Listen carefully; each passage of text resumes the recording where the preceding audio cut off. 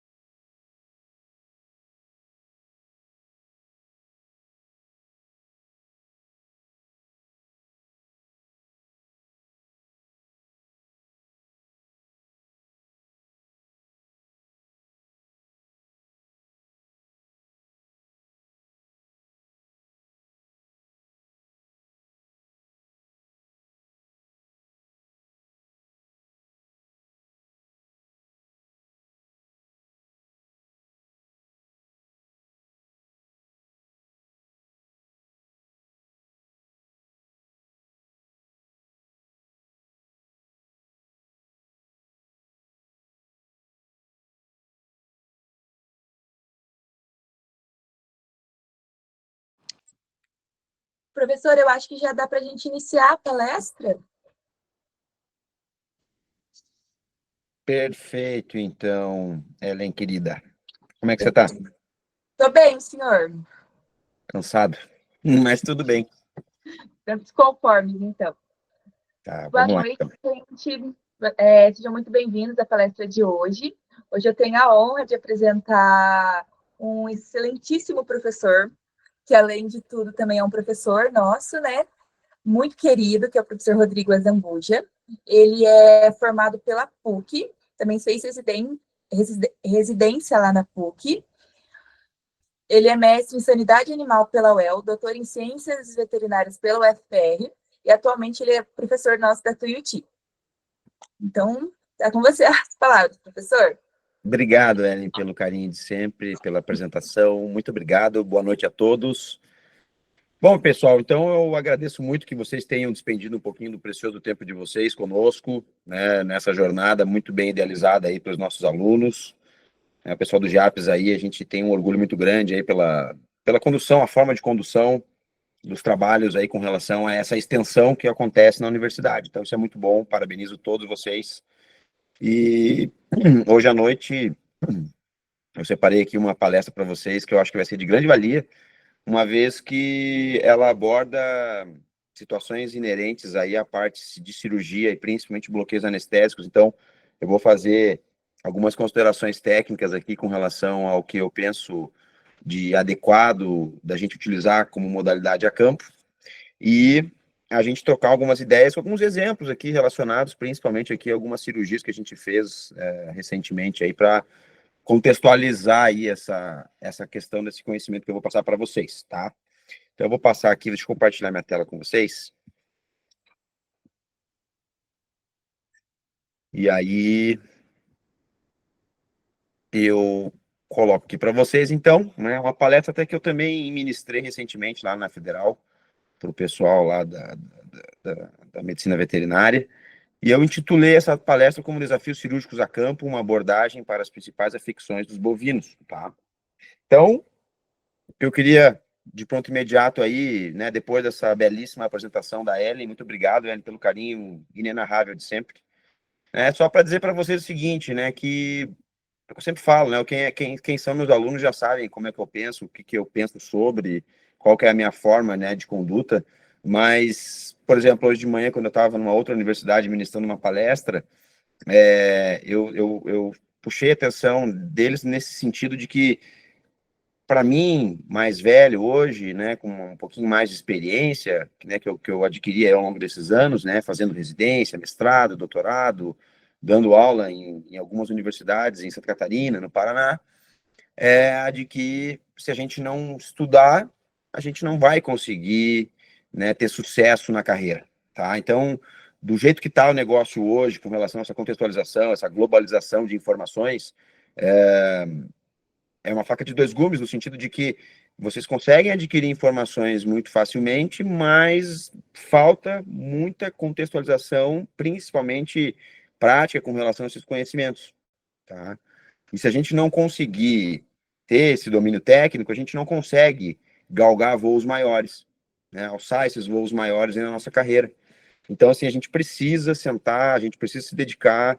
Hoje, esse momento que vocês estão despendendo aí, como eu falei, do precioso tempo de vocês, né, para assistir minha palestra aqui, né, eu me sinto muito honrado por isso, mas isso, na verdade, é uma forma que vocês têm, obviamente, para aprender mais. Aprender para que vocês consigam utilizar esse conhecimento a favor de vocês no futuro. E, obviamente, esse conhecimento ele vai ser traduzido em remuneração. Então, quanto maior a quantidade de conhecimento, maior, com certeza, é a nossa remuneração, né? E é o que a gente quer, todo mundo quer, todo profissional quer isso. Então, no final dessa aula, eu sempre gosto de botar essa imagem aqui, né? Eu espero muito, né, que a gente consiga expandir um pouco aí os nossos conhecimentos, desmistificar talvez alguns conhecimentos, alguns pensamentos que a gente tem sobre essa temática, e que a gente seja, ou que sejamos, né, profissionais melhores aí no futuro com relação a essa informação que eu vou passar para vocês, tá? Então, como eu sempre falo, né, para quem ainda não me segue, por favor, me siga lá no Instagram, vai ser uma honra ter vocês conosco, acompanhando a nossa rotina, é lá que eu coloco a minha rotina diária, né? É lá que eu consigo colocar os meus atendimentos, né? Então, sempre lá nos stories.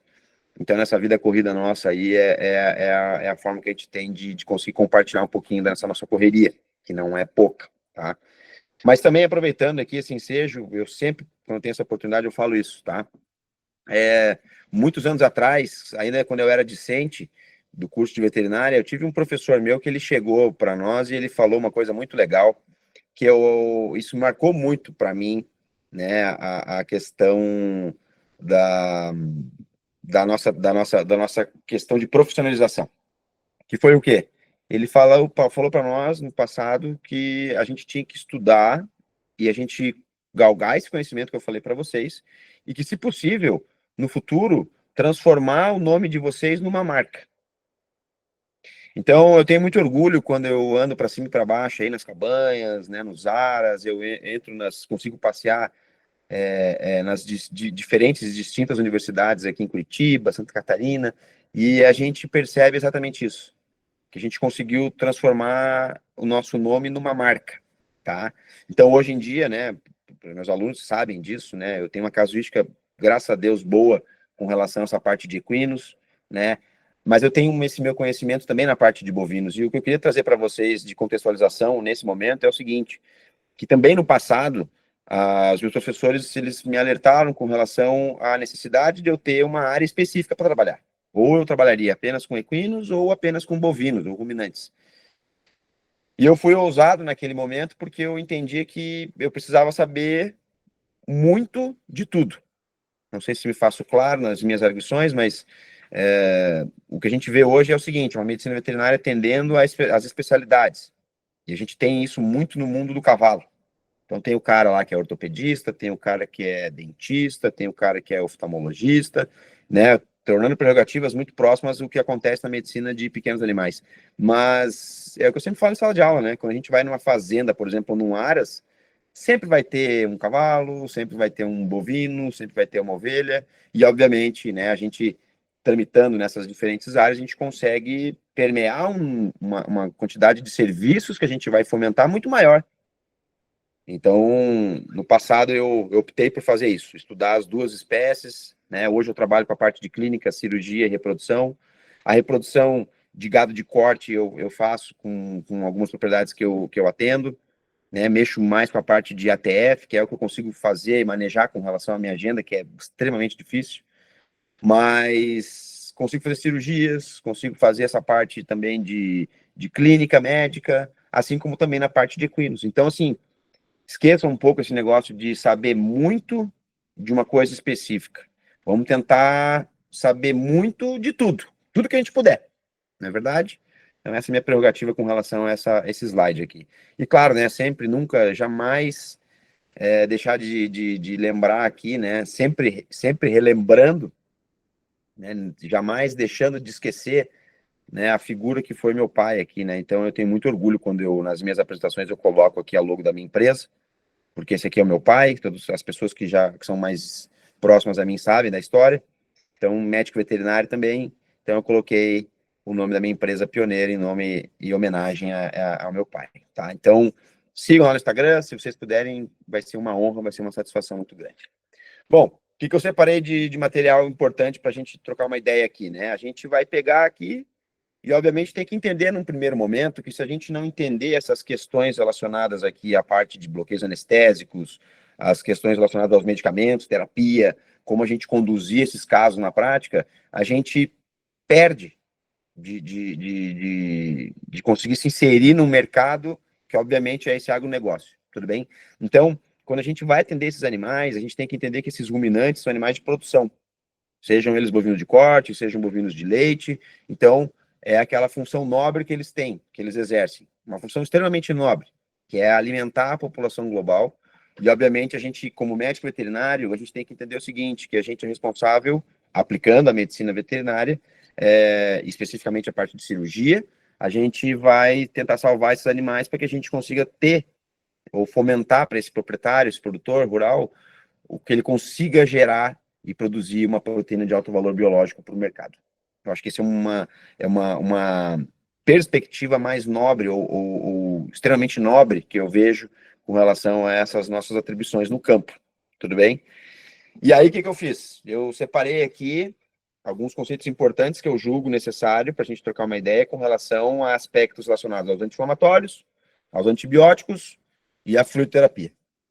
Professor, por que o senhor trouxe isso aqui para nós? Porque eu percebo um gargalo muito grande com relação aos veterinários que estão a campo com dificuldade nesse manejo, né, terapêutico com os pacientes. Então, essa terapia, ela envolve, basicamente, essa tríade, que eu acho de suma importância, de capital importância, baseada aí nos anti-inflamatórios, obviamente nos antibióticos, e, consequentemente, também na necessidade, né, com relação a essa fluidoterapia, tá? Bom, a gente tem que saber que todos os tecidos diversos que a gente vai manipular na cirurgia, eles são compostos por diferentes e distintas e milhares de células. E muitas vezes, quando existe uma prerrogativa clínica, essas membranas celulares, dessas células que estão compondo esse tecido, eles estarão, obviamente, danificados. Então, por exemplo, se tem um processo infeccioso instaurado, essa infecção vai gerar uma inflamação. Assim como também a inflamação, ela vai ocorrer quando eu, por exemplo, de maneira iatrogênica, fomentar o processo cirúrgico. Então, o simples fato de eu colocar meu bisturi e fazer a ressecção de um tecido qualquer que seja, eu automaticamente estou lesionando essa membrana celular, destruindo essas células que estão compondo aquele tecido. Então, seja de maneira iatrogênica, seja de maneira infecciosa, aí partimos de um primeiro princípio, né, que eu sempre falo em sala de aula, que é o seguinte: depois de muitos anos trabalhando no campo, eu percebi que a grandiosíssima maioria dos nossos pacientes que a gente atende diariamente, eles estão o quê? Inflamados. E esse entendimento desse processo inflamatório, então, ele vai acontecer de novo, porque esse paciente está doente, ele está moribundo, ele está passando por um processo infeccioso, e obviamente essa infecção, que ela pode ser primária, pode ser secundária, ela vai instigar ali um processo inflamatório. E aí, quando a gente vai fazer, então, a cirurgia, obviamente, como eu falei, né, vou falar aqui de maneira a reiterar a minha fala, a gente vai lesionar aquele tecido, aquela pele, né, aquele subcutâneo, aquela musculatura, ou seja, instigar um processo inflamatório, de novo, de maneira iatrogênica. Agora, para a gente entender como que funciona essa cascata de inflamação, quando existe essa injúria celular, obviamente é produzida uma grande quantidade de ácido araquidônico. Esse ácido araquidônico, ou esse processo de lise da membrana celular e formação de ácido araquidônico, a gente tem uma grande quantidade de liberação, né, de concentração de fosfolipase A2. E aí, na sequência, depois dessa grande quantidade de ácido araquidônico, a gente tem, então, a ativação de mediadores químicos inflamatórios, que estão relacionados às ciclooxigenases e às lipoxigenases. Professor, por que eu tenho que entender isso aqui? Porque, obviamente, quando existe essa quebra de membrana celular, a liberação de ácido araquidônico, com subsequente liberação de fosfolipase A2, ciclooxigenases e lipoxigenases, vários mediadores químicos inflamatórios são liberados. Eu tenho uma ativação do sistema complemento, eu tenho uma interconexão com relação ao aspecto imunológico desse paciente. E aí eu tenho lá, ó, prostaciclinas, prostaglandinas diversas, tromboxanos, eu tenho um processo de vasodilatação, posso ter um processo de vasoconstrição, talvez no momento mais agudo ou hiperagudo, tenho uma alteração plaquetária, muitas vezes eu posso ter um processo de coagulação vascular disseminada, eu tenho ali processos relacionados aos leucotrienos, suas células de defesa, com relação a esse aumento de permeabilidade vascular, eu tenho edema nesse tecido, né? Então, vários são os mediadores químicos inflamatórios e as respostas que esse organismo vai exercer frente a essa injúria. Mas para a gente entender também isso aqui com relação à terapêutica, a gente tem que lembrar que os anti-inflamatórios esteroidais, eles vão agir diretamente aqui nessa fosfolipase A2, ao passo que os anti-inflamatórios não esteroidais, eles vão agir aqui especificamente aqui no controle dessas ciclooxigenases, principalmente. E aí, está aqui o motivo, razão e circunstância pela qual o anti-inflamatório corticoide, ele tem uma resposta muito mais rápida quando a gente aplica esse anti-inflamatório nesses nossos pacientes. E o exemplo que eu sempre dou em sala de aula é o seguinte: é aquele cachorro que chega na clínica lá, na clínica veterinária, com uma dermatopatia muito severa, um processo eritematoso bem severo, um ato pruriginoso muito evidente, uma infecção já instaurada, às vezes secundária, obviamente, aquela quebra daquela parede celular ali do tegumento instiga esse tipo de infecção secundária. E aí o que acontece? Para a gente apaziguar aquela situação, a escolha de muitos veterinários a campo é o quê? Adentrar com a dexametasona. Aí, poxa, no outro dia tá excepcional. Tem aquele conceito, né, que a gente fala nos hospitais veterinários, né? Nossa, parece que tirou com a mão aquele processo inflamatório. Claro, porque ele age mais no topo dessa cascata da inflamação. Mas isso não quer dizer que os anti-inflamatórios não esteroidais não sejam efetivos. A gente tem algumas prerrogativas técnicas que eu vou falar para vocês aqui nesse primeiro ato aqui dessa palestra, mas a questão é a gente saber ponderar quando utilizar um anti-inflamatório esteroidal e quando utilizar um não esteroidal. Agora, também tem que lembrar que os corticoides, eles são excepcionais no controle dessa cascata, dessa inflamação. Mas, sobretudo, eles também, ou melhor, complementarmente, esses anti-inflamatórios, eles podem gerar um quadro de imunossupressão, uma imunodeficiência.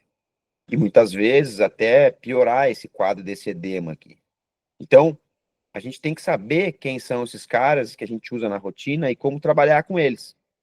Então, assim, confesso para vocês que dexametasona é um dos anti-inflamatórios esteroidais que a gente mais utiliza na prática veterinária. Tanto com bovinos, quanto equinos, quanto pequenos ruminantes, ovinos, caprinos. Mas, confesso para vocês, né, e as pessoas que me conhecem bem sabem como é que é e vão concordar com isso, vão confirmar essa minha fala.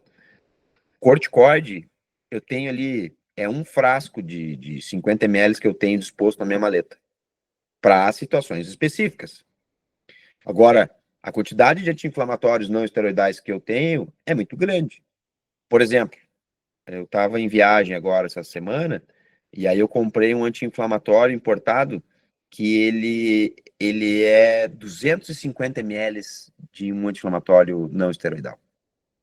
Aqui no Brasil, a gente vai encontrar aí formulações de 50, no máximo 100 ml. Então, só para vocês entenderem como funciona a minha demanda com relação a esses anti-inflamatórios não esteroidais. Porque, obviamente, agora eu vou mostrar para vocês quem são os principais que a gente vai usar aqui. A gente tem algumas prerrogativas importantes. Eu gostaria que vocês se atentassem a isso. Por exemplo, essa marca aqui tem esse medicamento aqui que, particularmente, eu gosto muito de utilizar, mas vamos lá, vamos entender o porquê, a razão, a circunstância pela qual ele é tão bom assim, né, para ser utilizado, ou é vantajoso para ser utilizado a campo.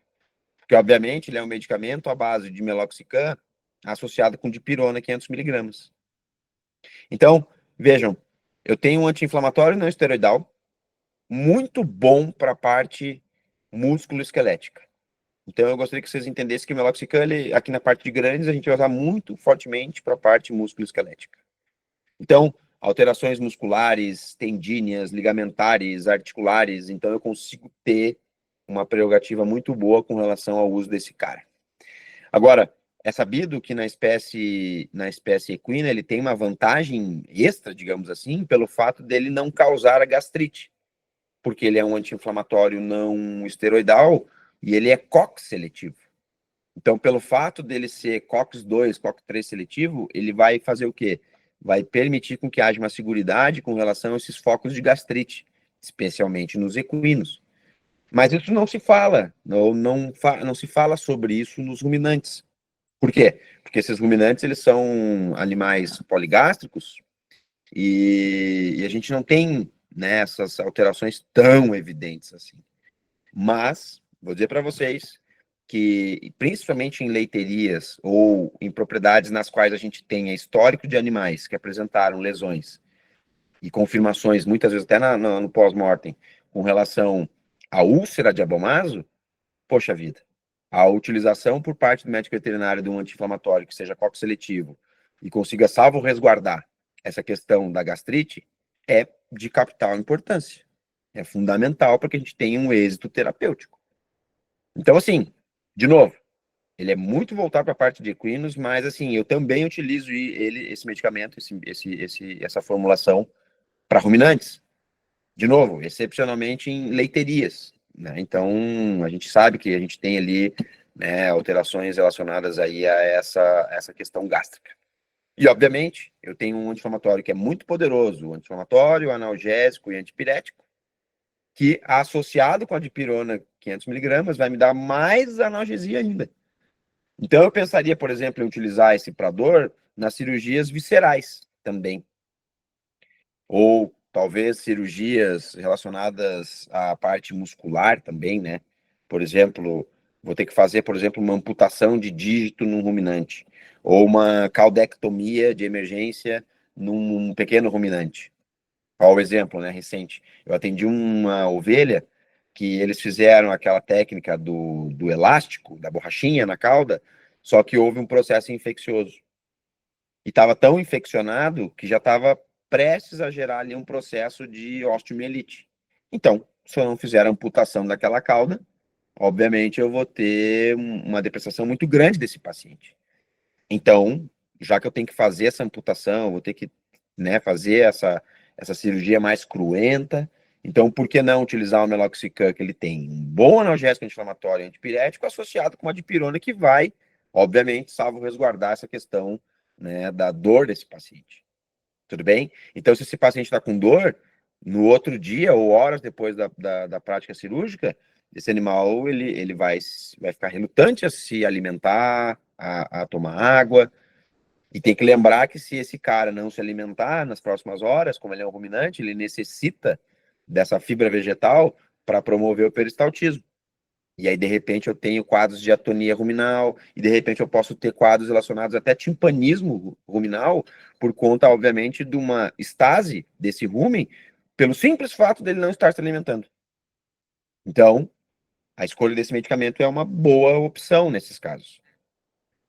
Agora, tem um outro anti-inflamatório, que aí sim, né, eu gosto de usar ele especificamente para quadros nas quais eu tenho que fazer, por exemplo, uma laparotomia exploratória, tudo bem?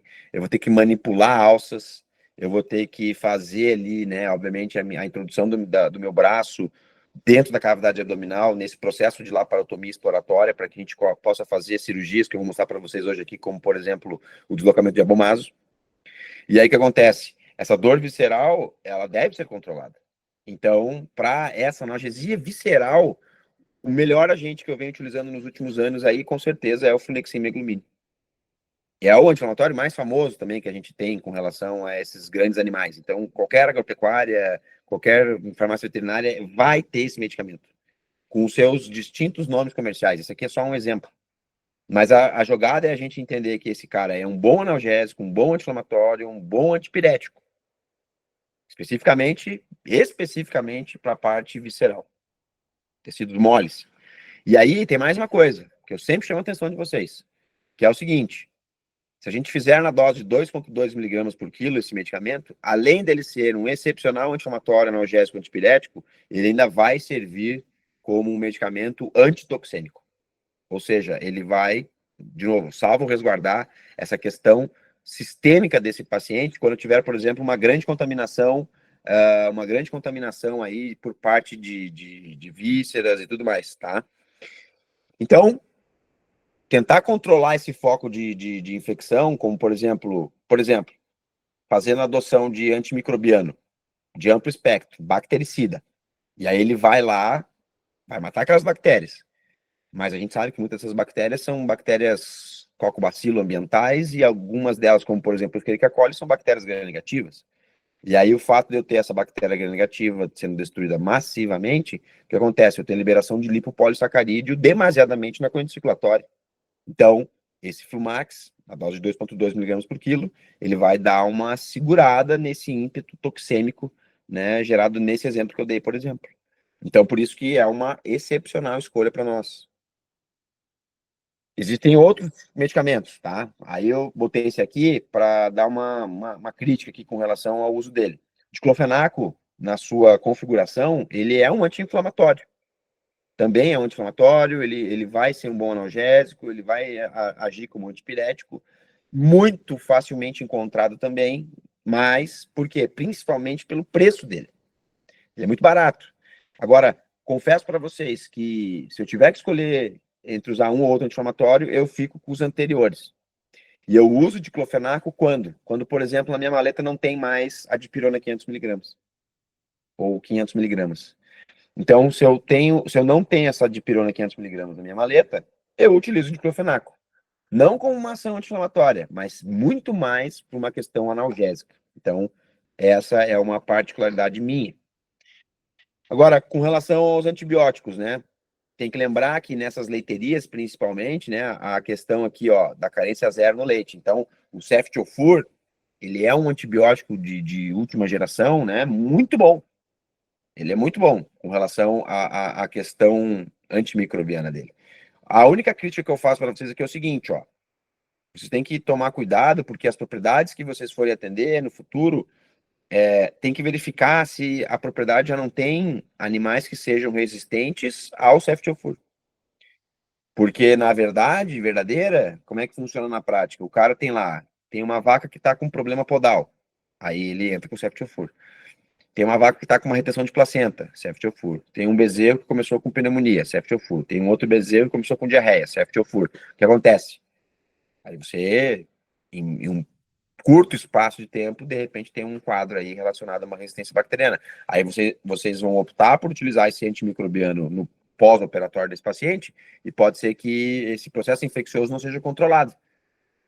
E aí a gente também tem que ficar atento com relação a isso, porque isso pode estar acontecendo pelo simples fato daquela propriedade ser, né, resistente aí ao Ceftiofur pelo uso demasiado e descontrolado por parte aí do tutor, né? Então tem que ficar esperto com relação a isso também. Claro que a gente tem as penicilinas como um antibiótico, assim, um dos mais famosos, é o mais antigo, excepcional, né, como antimicrobiano. A gente tem aqui, por exemplo, esse exemplo que eu trouxe para vocês aqui, um cara aqui que tem, né, basicamente aqui uma associação de penicilina junto com streptomicina.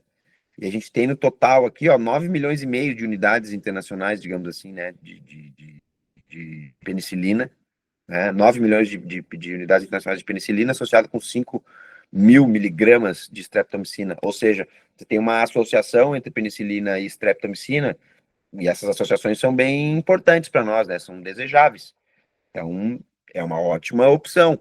A única coisa que eu levanto para vocês aqui é o seguinte, ó, percebo que nessa formulação desse medicamento existe o diclofenaco de sódio. A gente viu lá, ele é um anti-inflamatório não esteroidal. Qual que é o problema? O problema é que quando a gente usa esses medicamentos compostos aqui, por exemplo, benzilpenicilina, procaína, potássica, junto com streptomicina, e aí tá lá, diclofenaco de sódio, o que que acontece? A gente não pode utilizar o corticoide aqui. Ou não é preferível usar o corticoide aqui. Por quê? Porque, obviamente, você vai estar fazendo um corticoide associado com outro medicamento que já tem um anti-inflamatório que é não esteroidal. E é o que eu sempre falo em sala de aula para vocês. A gente tem ali uma divergência ou um antagonismo com relação a essas distintas classes de anti-inflamatório. Então, se começou com corticoide, vai com corticoide. Se começou com não esteroidal, continua com ele. Então, tomar cuidado com relação a isso apenas, tá? Olha esse cara aqui, ó. Esse cara aqui é muito legal porque ele tem a benzilpenicilina potássica, tudo bem? E a gente consegue fazer uma coisa legal aqui, que é o seguinte, ó, a associação dele, a concentração dele é muito alta, 20 milhões de unidades internacionais, mas ele está associado com gentamicina. Então, a associação de gentamicina com penicilina, na minha opinião, é uma das mais poderosas que existem. Tudo bem? Então, às vezes a gente utilizar esses medicamentos associados é excepcional. Nesse caso aqui, pensem com relação à utilização da penicilina com a gentamicina. De novo, na minha opinião, é a combinação assim de antimicrobianos mais poderosa que existe. A chance de você controlar aquela infecção ali é extremamente alta, né? Muito alta mesmo. Então, fica uma dica aqui para vocês também. Claro, em alguns outros momentos vocês têm lá, por exemplo, ó, 20 milhões de unidades internacionais também, ó, penicilina G, procaína, benzatina. Aí eu tenho junto aqui a streptomicina, excepcional, muito bom, esse cara aqui também. E aí eu penso, por exemplo, nesses casos aí, ó, nas quais a gente tem que fazer, por exemplo, aplicações mais longas, ó. Então, se eu tenho que fazer um tratamento por mais dias, embora o volume dele, ó, 1 ml para cada 10 quilos, não seja tão interessante, porque daí a gente tem esses pacientes aí que possam pesar ali os seus 500 quilos, a gente vai repetir essa dose, né, 72 horas depois. Então, isso é muito interessante para nós, excepcionalmente nessas fazendas aí, que a gente não consegue estar todo dia lá, né? O acesso é ruim, por exemplo, né? A gente não tem mão de obra que consiga fazer diariamente aquele medicamento, tem que botar tudo isso na balança também. Por exemplo, tem uma propriedade de um cliente meu aqui, que se eu for contar daqui de casa até a fazenda dele, dá mais de 100 quilômetros de distância só para ir, mais 100 para voltar. Mas o problema não é esse, porque não é tão longe. O problema é que desses 100, uns 70 são de estrada de chão. Então, o acesso é ruim, é dificultoso, é demorado, né? Às vezes eu tenho que despender, por exemplo, um período, uma manhã, uma tarde inteira para ir lá. E aí o que acontece? Aí eu preciso ter essa combinação de medicamentos disponíveis para que, se numa necessidade, eu consiga ter uma abordagem terapêutica adequada para esses nossos pacientes. Agora, o que eu sempre falo em sala de aula também, né? Eu gosto muito de utilizar esse cara aqui, ó, a enrofloxacina. Claro que essa aqui é uma das marcas que eu utilizo, né? A Enro 10. Mas por quê? Porque ela vem só a enrofloxacina. O diclotril eu já não uso ele tanto, porque ele vem a enrofloxacina junto com o diclofenaco de sódio. Então, lembra que eu falei para vocês? Eu particularmente, né, não uso diclofenaco de sódio. Eu prefiro usar ele sozinho e trabalhar ele com um anti-inflamatório mais poderoso. Então, por isso que eu uso esse de baixo aqui. Então, assim, a enrofloxacina me dá ali, ó, uma questão de volume para esse paciente, ó, 1 ml para cada 40 quilos.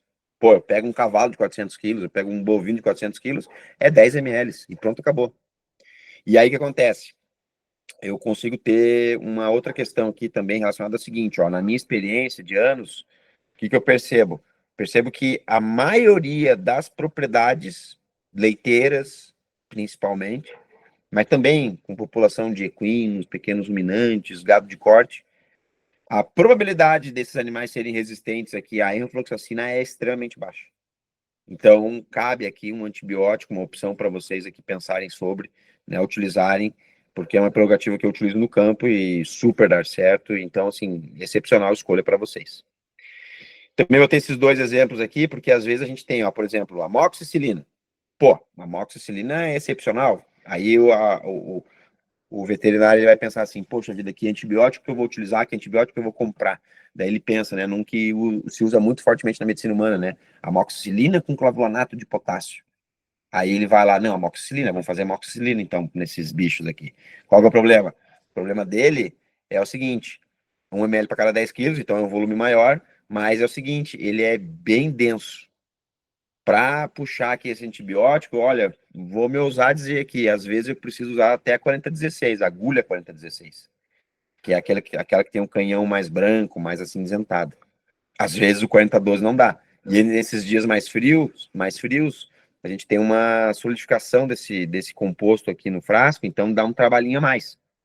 Tá? Já vou confessar para vocês, teve vezes, por exemplo, que eu tive que pegar aqui e deixar ele num banho-maria para conseguir dar uma dissolvida um pouco melhor para eu conseguir fazer esse antibiótico. E, de novo, quando você vai fazer intramuscular, às vezes tem que fazer com a 4016, de tão denso que ele é. É um excepcional antibiótico. Uma excepcional. Para quando que eu uso esse antibiótico aqui? Principalmente infecções do trato respiratório. Então, tem problemas respiratórios nesses pacientes, entro com a amoxicilina. Muito bom. Mas tem esse adendo que eu faço para vocês. E eu vejo muitos veterinários a campo falando sobre a questão da sulfa, né? No caso, a sulfa mais o trimetopim. Então, a sulfa e o trimetopim, professor, eu fiz a sulfa aqui no pós-operatório, coisa e tal. Quais são as minhas considerações sobre a sulfa mais o trimetopim? Eu tenho 1 ou 2 frascos na minha maleta ali, mas são assim, ó, para casos esporádicos, principalmente relacionados ao trato gastrointestinal. Então, por exemplo, teve esses dias que eu atendi uma égua com um quadro entérico mais grave. O que eu fiz? Entrei com a sulfatrimetropin.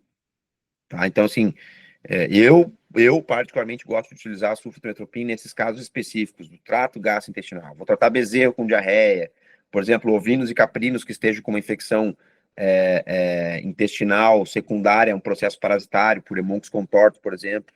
Então, a abordagem segue essa prerrogativa, tá? Lógico, né?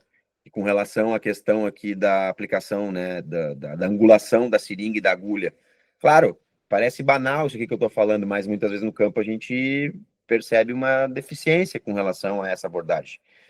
Intramuscular, 90 graus. Pega a agulha lá, o proprietário vai perguntar, doutora, como é que eu faço essa aplicação? Ó, intramuscular, entra 90 graus, tudo bem? Pode ser na tábua do pescoço, pode ser na garupa, nos bovinos de leite, principalmente de corte, a gente gosta de fazer aqui no posterior da coxa, aqui entre o semimembranoso e o semitendinoso, tudo bem? Entra 90 graus. Agora, subcutânea, difícil a gente usar, né, essas formulações aqui em pequenos ruminantes, ou ruminantes em geral, né? Às vezes a gente tem, né, alguns medicamentos subcutâneos sendo administrados, principalmente os que sejam antiparasitários. Os antiparasitários subcutâneos, ou melhor, os antiparasitários usados em pequenos ruminantes, costumeiramente são de aplicação e recomendação pelo laboratório subcutâneo. Tá? Pode ser, então, show de bola, mas na maioria das vezes não é o que a gente tem de necessidade no campo, né? No campo a gente precisa intramuscular e intravenosa. E a intravenosa é uma angulaçãozinha mais menorzinha ali de 25 graus, né? Mais suave, para que a gente consiga acessar essa veia.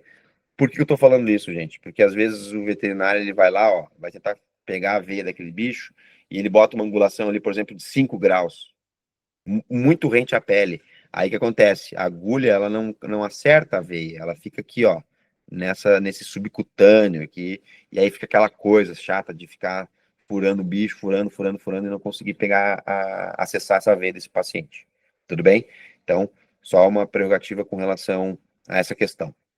Bom, o pessoal sempre me pergunta, né? Principalmente quando tem que fomentar ali a compra de materiais. Professor, me formei, quero trabalhar, o que você me recomenda comprar? Pô, uma das milhões de coisas que você tem que se preocupar é essa aqui, né? A questão da agulha. Então, assim, ó, o que eu tenho de recomendação para vocês? No começo da minha residência, eu usava muito essa rosa, né? A cor do canhão rosa, que é a 4012. Só que é o seguinte, eu hoje uso ela com muito menor frequência. Eu uso assim para aqueles casos, por exemplo, aqueles medicamentos, como eu mostrei para vocês ali, a amoxicilina, que é mais denso, tá? No geral, eu gosto de utilizar muito a verde. Ou eu compro a 25,8 ou a 38, às vezes até a 3010, né? Mas a 38 é uma que eu gosto bastante de utilizar, tá? E para os casos, assim, pequenos ruminantes, às vezes tem que fazer um bloqueio anestésico, como eu vou mostrar para vocês aqui na sequência, eu gosto muito de utilizar a 25,7, tá? Mas confesso que às vezes eu uso aqui, ó, a 20, né, por 55, né, bem fininha, né? Então, para fazer um acessozinho ali de um bloqueio anestésico, né? Então, essas são as prerrogativas. Por exemplo, bovinos, a gente não vai conseguir acessar a veia deles se não for uma 4012. Até consigo com uma verde aqui, uma 38, 3010, mas é recomendável fazer aqui a 4012. Mas, por exemplo, só uma curiosidade, né? Em equinos, alguns medicamentos que eu faço intravenoso, principalmente em cavalos mais caros, né? Eu gosto de fazer, por incrível que pareça, eu uso a agulha de insulina, tá? Aí eu vou lá e não gera um dano naquela jugular muito pequeno. Né? Então eu percebo que isso é uma coisa positiva, porque às vezes a gente tem assim, ó, o que eu vejo muito no campo, o cara vai lá, se acostumou a usar rosa. Por quê? Porque ele entendeu que grandes usa rosa. É rosa e a branca, que é a 4016. E aí o cara não tem essa variedade de possibilidades aqui de uso, e aí acontece, ele pega um cavalo, por exemplo, ele vai lá com a 4012, 4016, e gera uma flebite, 2 dias depois, 48, 72 horas depois, o cavalo tá com a cara parecendo uma de hipopótamo, porque teve uma coagulação intravascular na jugular e muito provavelmente esse cavalo vai morrer por conta disso. Então, só algumas considerações técnicas com relação à utilização aí dessas agulhas, tudo bem? E óbvio, né, a gente utiliza muito o catéter intravenoso. Qual que eu uso? 14 e o 16G. Tem no mercado agora um lançamento, o catéter número 12, bem mais grosso, permite uma taxa de infusão de fluido, por exemplo, ou de medicamentos muito maior, mas excepcionalmente fluido, né, intravenoso. Mas assim, o G14 ou o G16 ou o 16G, 14G são os que melhor atendem a nossa demanda aqui, tá? Esporadicamente ali para um potro, né, eu gosto de ter ali uma número 18, né? E assim, tem que ser um cordeiro, alguma coisa assim, para utilizar o número 20, né? Essa aqui eu tenho poucas unidades aqui na minha maleta, porque elas são muito pouco utilizadas. Algumas 18 e muitas 16 e 14G. Tudo bem? Esse é um adendo também. E a gente partindo aqui para a parte de fluido, o que eu tenho aqui, né? Obviamente, em alguns momentos eu posso utilizar até um scalp. Eu gosto de fazer o scalp, tá? Nessas veiazinhas pequenininhas aqui, principalmente de bezerro. Notem aqui que a gente fez a tricotomia, faz ali um sistema de garrote, tudo bem? E, obviamente, a gente canula essa veia aí para a gente poder fazer depois o acesso na orelha desse paciente, tudo bem? Então, isso permite, por exemplo, que a gente tenha, né, animais aí em fluidoterapia intravenosa, né, recebendo essa fluido aqui na orelha. É melhor fazer assim do que fazer na jugular, gente. Porque a jugular, o que acontece? O bicho vai se debater muito, ele fica desconfortável, então, assim, vai sair da veia. Vocês vão estourar essas jugular aqui, esquerda e direita desse paciente, e de repente a gente fica sem possibilidade. Então, para esses animais menores aqui, eu gosto bastante de utilizar a via da veia auricular. Tudo bem? Então, é melhor que seja assim. E mais um adendo aqui prático, né? Muitas vezes o veterinário ele faz o acesso intravenoso não com catéter, ele faz com agulha 4012 ou 4016. E agora imagina só, se você faz o acesso ali da jugular, por exemplo, nesse paciente, ele vai se mexendo, mexendo, mexendo. Imaginem só o dano que vai existir ali naquela veia, a flebite que vai se instaurar, a miosite, né, também ali circunvizinha a esse foco de lesão que vai se instaurar e gerar ali naquele paciente. Então, pensem sobre isso também, tá? Não tem como deixar de falar aqui, né, dessas publicações do professor José Dantas, lá de Minas Gerais, da UFV, da Federal de Viçosa. Muito legal, uma possibilidade, né, que eu sempre comento com os meus alunos, da possibilidade de a gente fazer uma fluidoterapia nasogástrica. Como é que funciona isso aqui, professor? Então, a gente passa aqui ó, uma sonda, ela fica acoplada aqui ao cabrestinho, e essa sonda, ela vem nasal e ela fica disposta no esôfago. Algumas pessoas, algumas considerações técnicas, científicas, falam também que em vez de ser uma fluidoterapia interal, ela é classificada como uma fluidoterapia de fluxo contínuo. Uma fluidoterapia de fluxo contínuo. Ou seja, eu vou pegar, e olha só, percebo que isso acontece em diferentes espécies, ó. Eu vou pegar, olha que legal aqui, ó, um galão de água, dessas que a gente tem disponível. A gente vai numa casa dessas aí de água e gás, a gente vai comprar um galão desse aqui que já venceu por R$ 5. A gente faz o sistema de amarração, e a gente vai inventar ali, vamos engembrar aqui algum sistema. Perceba aqui que eu tenho um equipo aqui em espiral, para permitir com que esse animal consiga se locomover aqui dentro dessa cocheira. E percebam que legal, ele vai tomando esse soro aqui, só que como ele não é intravenoso, então eu posso pegar essa água aqui, ó, água de torneira, se eu quiser. E aí eu vou adicionando os princípios eletrolíticos ali, então cloreto de sódio, cloreto de potássio, dextrose, propileno glicol, e aí eu vou descendo aqui num período de até 24 horas. E aí, como esse animal aqui, ó, essa sonda fica na narina, esse animal fica, obviamente, com essa boca livre e ele pode consumir alimento ao mesmo tempo que está recebendo esse soro. Então, isso aqui é muito legal, muito bacana. Eu acho que é bem viável para vocês pensarem sobre. Depois que tiver mais dúvidas, eu posso ir ajudando vocês aí na sequência, né, indiretamente, ou também externamente essa palestra, né, para fomentar algumas coisas com relação a esse tipo de fluido. Bom, considerações anestésicas. Existe um trabalho muito legal disposto aqui ó, na Revista Brasileira de Buiatria. O professor Pedro da Nóbrega Neto, junto com os seus orientados de pós-graduação, fomentou esse trabalho aqui, muito legal. E nele a gente consegue observar o seguinte, ó. Olha lá, caprinos, bovinos e ovinos. Os que são menos sensíveis são os ovinos. Os bovinos, intermediário. Claro, vai ter uma diferenciação ali pelo fato de eles serem zebuínos ou taurinos, tá? Mas geralmente esses zebuínos eles são mais resistentes, tá? Mas ele ainda se classifica como intermediário.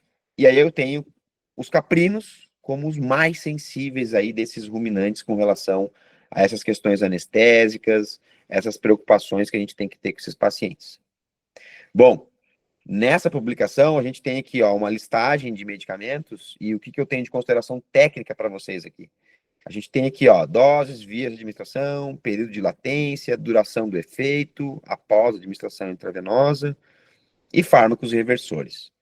Vejam, o professor Guilherme, né, o cara é muito bom na parte da anestesia, né, ele sempre comenta isso aqui, tá?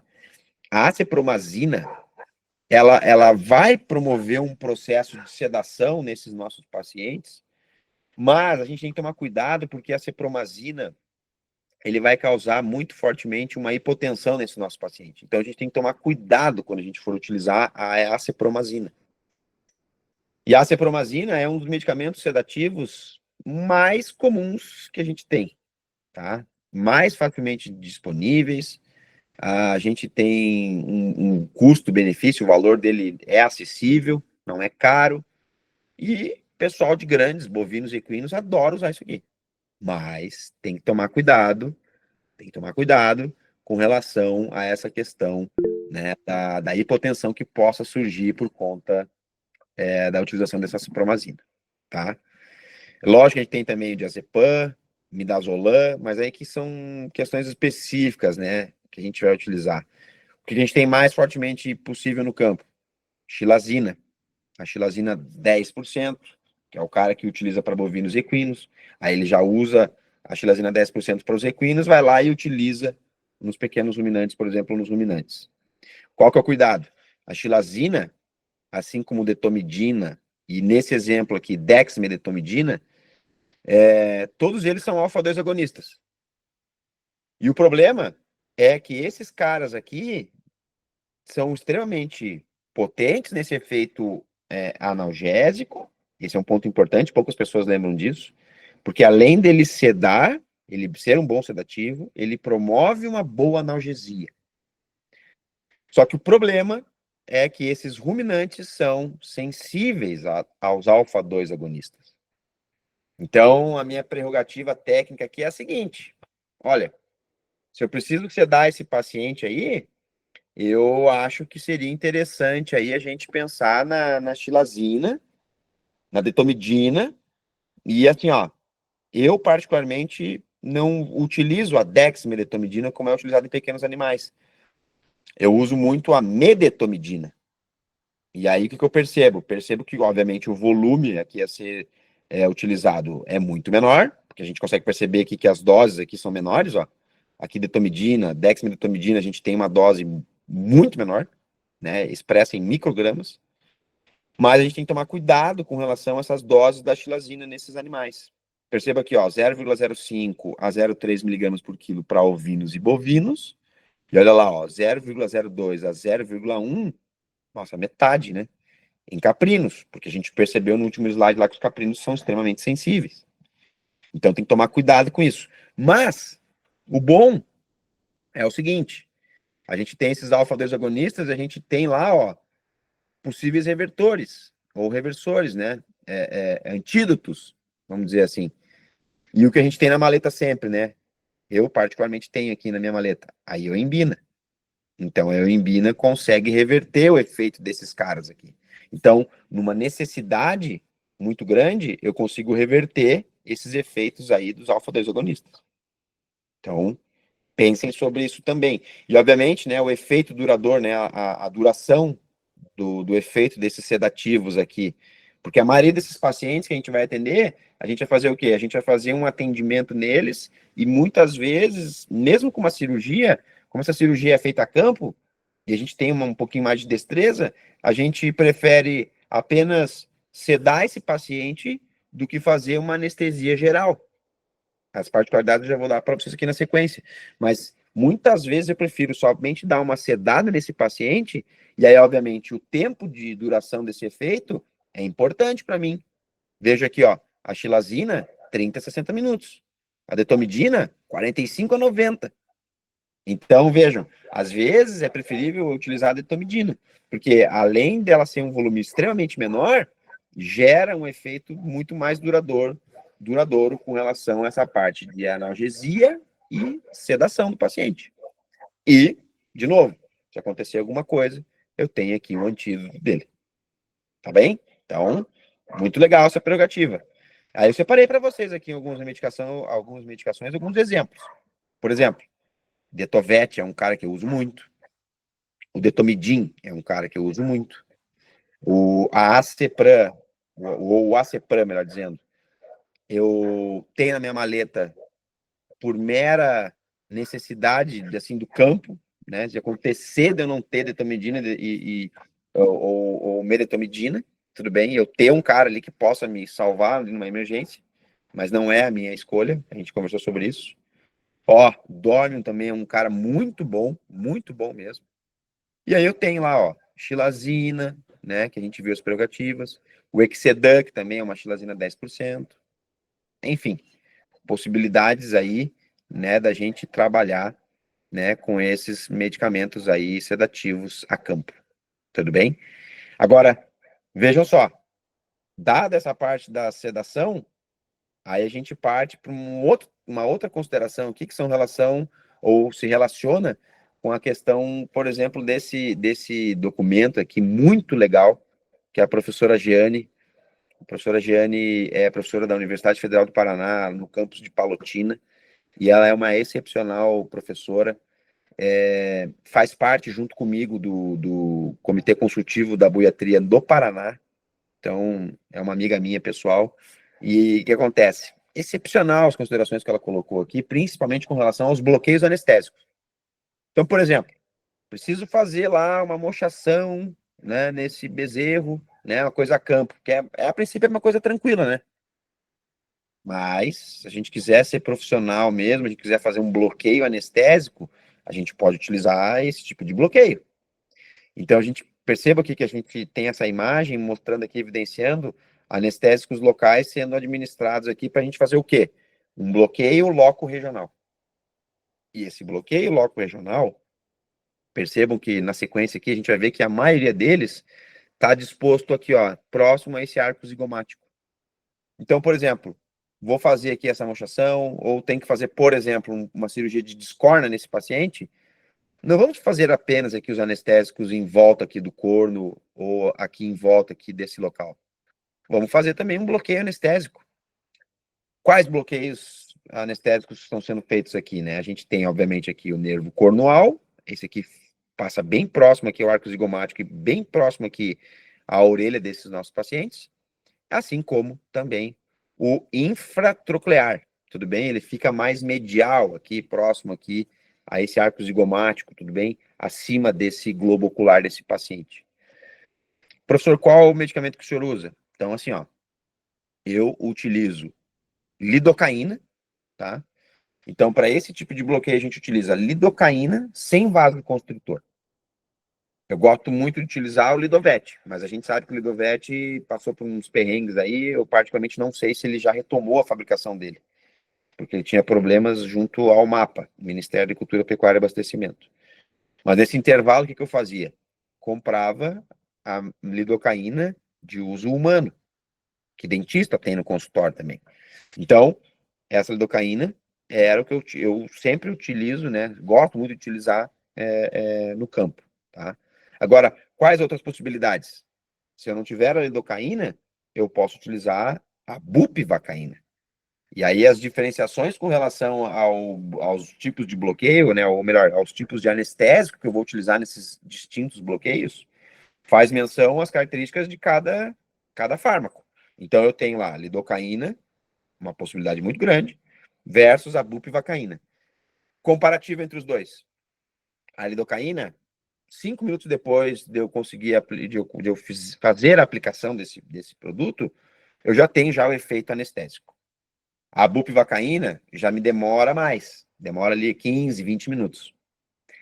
Mas o tempo de duração desse efeito anestésico na lidocaína é ali em torno de 60 minutos, 1h30, né? Ao passo que a bupivacaína pode me dar até 4 horas. Então, dependendo da cirurgia que eu vou optar, eu tenho a possibilidade de fazer os bloqueios anestésicos com lidocaína ou bupivacaína. Outra pergunta comum, professor, quanto de bloqueio que o senhor faz? Nesses bloqueios de face, eu gosto, assim como os de locomotor também, eu gosto muito de fazer 2 ml. 2 ml, tá? Às vezes um pouquinho mais, se eu achar necessidade. Professor, que necessidade é essa? por exemplo, se eu tiver que fazer um bloqueio para fazer uma exérese desse corno, e só que esse corno ele teve uma fratura e teve contaminação. Quantas vezes, por exemplo, no campo teve um acidente, no embarque, no desembarque, não sei o que aconteceu, mas o bicho quebrou aquele corno, ficou no campo, o proprietário não viu, aí aquela expressão do campo, né, entre aspas, né, bichou, aí você tem um foco de míase muito grande e, obviamente, uma contaminação desse seio frontal. É o que acontece. Aí o pH desse tecido envolto dessa lesão está totalmente alterado. Então, 2 ml desse fármaco talvez não sejam suficientes. Não por conta especificamente do volume, mas por conta do pH desse tecido que está alterado. Então, algumas considerações técnicas com relação a isso. Agora, cirurgias oftalmológicas, por exemplo. Eu tenho que fazer lá, por exemplo, uma cirurgia de entrópio. O que é o entrópio? É quando tem esses cílios, né, voltados para dentro da cavidade ali, zigomática, gerando um quadro de ceratite nesse paciente. Ou, por exemplo, tem que fazer... Pessoal lá, onde eu dou aula na pós, lá na PPG-VET, lá no Rio Grande do Sul, postaram hoje lá uma cirurgia que eles fizeram uma ressecção de um tumor de terceira pálpebra. Então, prerrogativas que façam menção aos olhos. Qual é o esquema? A gente vai fazer sempre os bloqueios, né, nesses hemisférios, norte, sul, leste, oeste. Então, sempre pensando aqui, ó, nessa parte mais medial, lateral, superior, inferior desse globo ocular. Pálpebra superior, inferior, tudo bem? Para que a gente consiga promover bloqueios anestésicos aí evidentes e necessários, tá? E aí existe lá, né, essa anestesia retrobulbar, né, utilizando quatro ou 2 pontos, tudo bem? Então, uma possibilidade também. Olha lá, ó, o outro autor, né, também efetivando essa necessidade da gente fazer esses bloqueios anestésicos, por exemplo, quando eu for mexer nesse olho desse paciente. Tudo bem? Então, é uma forma que a gente tem. Enucleação também, né? A enucleação desse paciente. Pô, tem que fazer uma cirurgia de enucleação. Como é que eu faço? Aí, além desse bloqueio retrobulbar, eu acho muito importante fazer esse tipo de bloqueio. Aí eu não vou conseguir fazer com uma agulha, como nas imagens anteriores a gente viu aqui. Eu vou utilizar um catéter mais longo, e obviamente esse catéter ele vai adentrar aqui, ó, nessa parte superior desse olho desse paciente, e qual que vai ser meu ponto de referência? O ponto de referência vai ser o seguinte: eu vou introduzindo essa agulha e eu vou sentindo que ela vai deslizando sobre o osso que compõe aqui esse arco zigomático dessa órbita desse paciente, para que obviamente eu consiga fazer o bloqueio anestésico mais efetivo, principalmente aqui, né, desse ramo nervoso do nervo reto bulbar, responsável aqui por boa parte da inervação desse globo ocular. Tudo bem? Então é uma possibilidade quando tem essas necessidades a campo, tá? Existe um outro tipo de bloqueio, que é o bloqueio de Peterson. A gente percebe aqui na imagem, ó, a gente vai palpando ali, ó, palpando o quê? Obviamente, esse ramo aqui, ó, essa proeminência do arco zigomático, e nesse suco a gente adentra com esse catéter mais profundo, e a gente vai aqui, ó, nesse tipo de bloqueio, perceba aqui que o volume a ser administrado de anestésico local é maior, podendo chegar até 20 ml. Mas para um pequeno ruminante aqui, 10 ml já é o suficiente. A gente vai dispor, então, esse mesmo bloqueio retrobulbar que a gente tem aqui, ó, com um acesso diferenciado. Tudo bem? A gente acessa esse nervo retrobulbar pela lateral aqui, ó, do crânio desse animal, especificamente aqui, né, nessa proeminência do arco zigomático. Tudo bem? Então, essa é uma outra forma da gente fazer esse bloqueio, né, que também está disposto aqui, né, esse bloqueio de Peterson. A gente adentra aqui com esse catéter e faz, então, um bloqueio desse nervo retrobulbar, para a gente ter, obviamente, essas prerrogativas técnicas aí anestésicas. Olha lá, ó, o nervo aurículo palpebral. O aurículo palpebral é legal porque eu consigo ter uma sedação aqui, pegando parte aqui dessa orelha e também, né, relacionados aqui a esses animais que apresentam aí os chifres, né? Então tem que fazer, por exemplo, uma discórnia nesse animal. Um dos bloqueios que eu gosto de fazer é esse aqui, né? O bloqueio aurículo palpebral. Então percebam, e um detalhe também, essa agulha entrando com o canhão para baixo, Por quê? Porque ao aplicar esse medicamento, eu tenho uma dispersão grande aqui, ó, dessa lidocaína ou dessa bupivacaína nesses distintos ramos. E, na verdade, olha só, ele é um bloqueio neural, né? Aquilo que a gente falou, né? São os bloqueios loco-regionais, ou um tipo de bloqueio perineural. É a mesma coisa. E perceba que o nome, bloqueio perineural, eu não preciso acessar o nervo exatamente. Eu vou instilar uma grande quantidade de lidocaína, de novo, 2 ml e meio, 10 ml, como a gente viu na última imagem, para garantir com que haja uma dissipação desse anestésico naquele tecido e eu consiga bloquear o maior número possível de ramos desse nervo. Tudo bem? Agora, considerações técnicas anestésicas aqui com relação a uma cirurgia de laparotomia exploratória, seja para fazer uma correção do deslocamento de abomaso, seja para a gente fazer uma cirurgia de laparotomia exploratória, seja a gente fazer uma ruminotomia seguida de ruminostomia, enfim. O que a gente aprende é, obviamente, o L invertido, ou a técnica do L invertido. O que eu gosto de fazer? Eu gosto de fazer, depois da tricotomia bem feita, a aplicação desse fármaco aqui em subcutâneo e musculatura, tudo bem? Para a gente garantir com que esses nervos aqui, ó, esses pares de nervos cranianos que desçam aqui, que vão inervar esse abdômen desse animal, sejam bloqueados muito grandemente. Mas a quantidade de volume que é administrada aqui é grande. Eu tenho que utilizar, às vezes, 4, 5 frascos de anestésicos de lidocaína, por exemplo, de 50 ml. Ou seja, 200, 250 ml de anestésico para fazer esse tipo de bloqueio. Aqui eu gosto de fazer a lidocaína sem vasoconstritor. E na linha de incisão, eu gosto de fazer a lidocaína com epinefrina. Tudo bem? Para garantir com que haja uma cirurgia mais indolor, obviamente, mas também mais limpa, no sentido de não ser tão cruenta. Tudo bem? Então, essa é uma possibilidade. Mas a possibilidade mais legal que eu apresento para vocês aqui é o quê? É a gente fazer um tipo de bloqueio para esse tipo de cirurgia que não depende apenas do L invertido. A gente pode fazer o bloqueio tipo paravertebral. Nesse paravertebral, percebam que a gente vai palpar aqui, ó, essas vértebras lá, ó, L3, L2, L1, tudo bem? E aí a gente vai fazer o quê? A gente vai fazer aqui, né, obviamente, a aplicação desse anestésico muito próximo aqui desses processos transversos. E aí eu preciso, né, a agulha aqui não vai dar certo. Tem que ser o mandril metálico do catéter intravenoso, porque ele é mais comprido. Aí eu faço a tricotomia nesses pontos, tudo bem? Faço a antisepsia, entro com o trocárter mais profundamente, porque obviamente o bovino aqui ele vai ter uma capa de gordura e musculatura protegendo isso aqui, recobrindo essas vértebras. E aí eu vou fazer lá 10 ml em cada ponto. Gente, aí em vez de eu gastar 250 ml de lidocaína aqui, eu gasto um frasco aqui de lidocaína tranquilamente.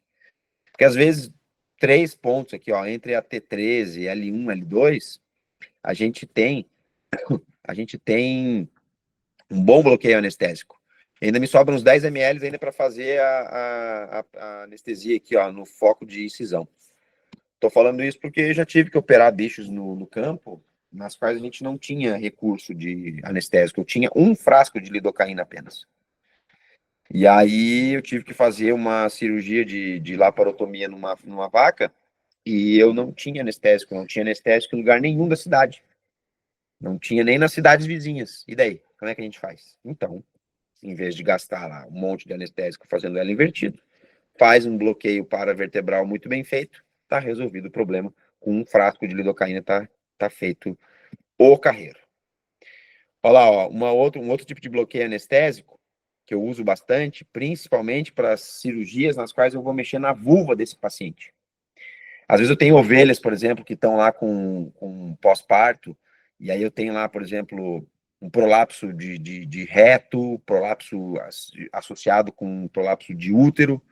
E aí o que acontece? Eu preciso fazer uma sutura nessa região. O que eu faço? Percebo que na base aqui do reto desse animal, ó, tanto na faceta lateral quanto na medial, eu vou fazer o quê? Vou fazer a aplicação aqui, vou introduzir meu trocárter, né, perpendicular a esses pontos, e aqui eu gosto de utilizar ali uns 5 a 10 ml por ponto, para garantir com que haja um bloqueio né, desse nervo pudendo. Esse nervo pudendo, ele vai gerar uma boa analgesia e sedação aqui, melhor, uma melhor anestesia desse ramo. E aí eu consigo fazer, né, muito bem feito ali as prerrogativas, como, por exemplo, ter que fazer uma sutura em bolsa de tabaco, ou fazer uma vulvoplastia. Então eu consigo ter essas prerrogativas muito bem feitas aqui com esse tipo de bloqueio. E claro, os bloqueios relacionados ao trato locomotor, né, desses pacientes, é totalmente diferente do que do equino.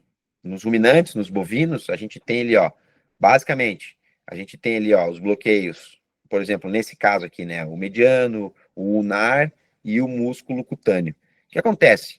A gente vê aqui, ó, a escápula, o húmero, aí vem o rádio, ó. Aqui na faceta palmar aqui desse rádio, eu já consigo adentrar com a minha agulha e já consigo fazer ali a aplicação de 2,5 ml até 5 ml, consigo gerar um bloqueio alto aqui muito bom para esse paciente, tá? Se a gente for verificar, olha lá, ó, a gente tem também nos membros posteriores, a gente tem lá o nervo tibial, o nervo fibular, então a gente consegue ter acessos mais distais, mais proximais desse membro, né, mais altos, muito mais facilmente do que acontece, por exemplo, com o cavalo. Então, a gente consegue ter essas prerrogativas.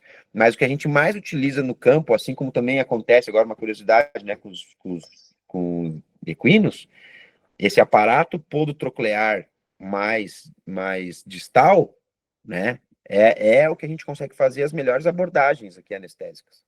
A gente vê aqui, ó, a face dorsal e a face palmar desse membro. Aqui estão os dois sesamoides, ilustrando aqui, né, os dois dígitos. A gente tem as articulações interfalangianas. E aí percebam, na faceta palmar, tanto aqui, ó, nessa região lateral quanto medial, eu consigo acessar aqui, ó, facilmente esses pontos e gerar um bloqueio anestésico. Assim como também na faceta dorsal, se eu tiver, por exemplo, que fazer uma exérese de uma massa tumoral, por exemplo, eu consigo acessar aqui, ó, esse ramo lateral e o medial também. Então, fica legal da gente fazer esse tipo de bloqueio anestésico nesses pacientes, tudo bem? Aqui só mais uma ilustração para mostrar para vocês esse tipo de bloqueio. Mas, quando a gente vai trabalhar com essas porções mais distais do membro, a dica que eu dou para vocês é essa. É a gente fazer a anestesia regional intravenosa, ou também denominado de bloqueio de Beer. O que a gente faz? A gente pega lá, ó, faz um torniquete, e a gente acessa, aí no bovino no ruminante é muito fácil, a facilidade, né, comparada dos grandes animais com os pequenos, né, não tenho dificuldade de achar essas veias, eu posso pegar uma veia aqui nessa faceta dorsal, nessa faceta medial, faceta palmar, na lateral, qualquer uma delas. E aí eu vou adicionar o quê? Lidocaína sem vasoconstritor.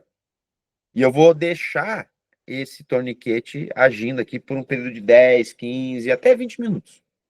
E essa lidocaína, que foi feita intravenosa, obviamente, qual que é a ideia do torniquete? Permitir com que ela não vá para o sistema. E aí, qual que é o esquema? O esquema é que essa lidocaína, ela vai ficar aqui, ó, ela vai ficar impregnada aqui nessa porção mais distal do membro, desse paciente de vocês, e vai ser essa lidocaína vai ser muito fortemente absorvida por esse tecido subcutâneo, articular, tudo bem?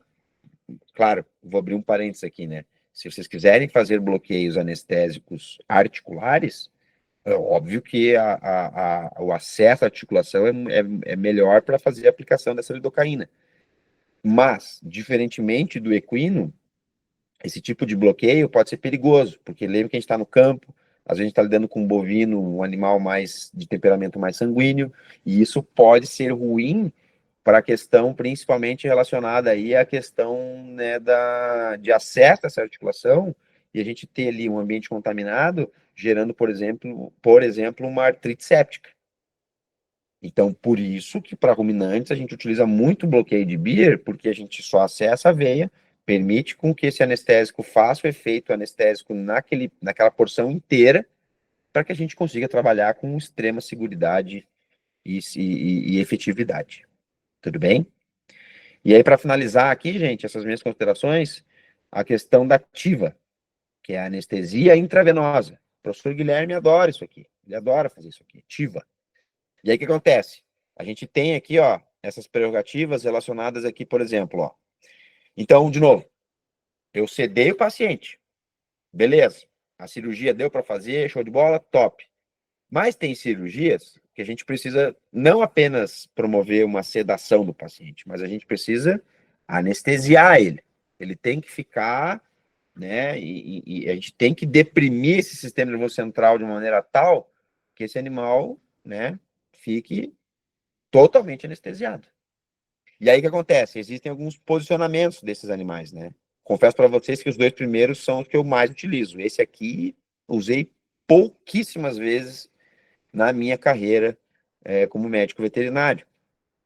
Salvo exceção, por exemplo, em alguns casos nas quais a gente operava animais para deslocamento de abomaso. A gente utilizava a técnica de fixação do abomaso, o abomasopexia, para a mediana. Mas, com exceção dessa técnica, o que a gente mais utiliza no campo são essas duas aqui, ó. Então, o animal previamente sedado e agora anestesiado com uma medicação intravenosa. Então, a gente utiliza esse decúbito aqui, ó, esse decúbito externo abdominal, é o que eu uso muito fortemente, e, às vezes, né, também a gente utiliza o decúbito lateral. O cuidado do decúbito lateral, qual é? A gente tomar cuidado com relação ao posicionamento dessa cabeça desse paciente. Perceba lá, ó, o acesso venoso, o medicamento descendo ali pela veia, pela jugular, tudo bem? E a gente tem que ter esse bovino com esse tipo de angulação, tá? Na qual a laringe, ela fique num nível mais elevado, tudo bem, do que o lábio do animal. Então, a laringe vai ficar mais elevada do que o lábio dele. Isso é muito importante porque algumas prerrogativas, até vou adiantar aqui depois já volto. Algumas prerrogativas são importantes com esse posicionamento da cabeça, por quê? Porque às vezes a gente tem que pegar nessas cirurgias e sondar esse paciente, e a gente vai fazendo aqui, na imagem, estão percebendo aqui, é um abridor de boca oral, porque obviamente no bovino a gente faz o quê? A aplicação da sonda orogástrica. E aí essa sonda orogástrica, ela vai permitir com que não haja refluxo enterogástrico. No caso, o refluxo gástrico, né, vindo desse rume desse paciente. E aí, então, por isso que o cuidado com relação ao posicionamento da cabeça desses nossos pacientes. Agora, o que eu tenho de prerrogativas com relação ao protocolo de anestesia intravenosa desses ruminantes? Então, assim, ó, fizemos lá a xilazina, o que a gente mais utiliza no campo é a associação da xilazina, esse alfa-2 agonista, que a gente já trocou uma ideia, com a ketamina.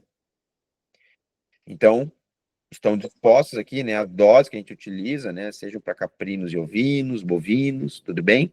E olha só que interessante, né, a duração da anestesia de acordo com cada espécie, né? Então a gente tem ali, ó, né, uma variabilidade com relação a isso, tá?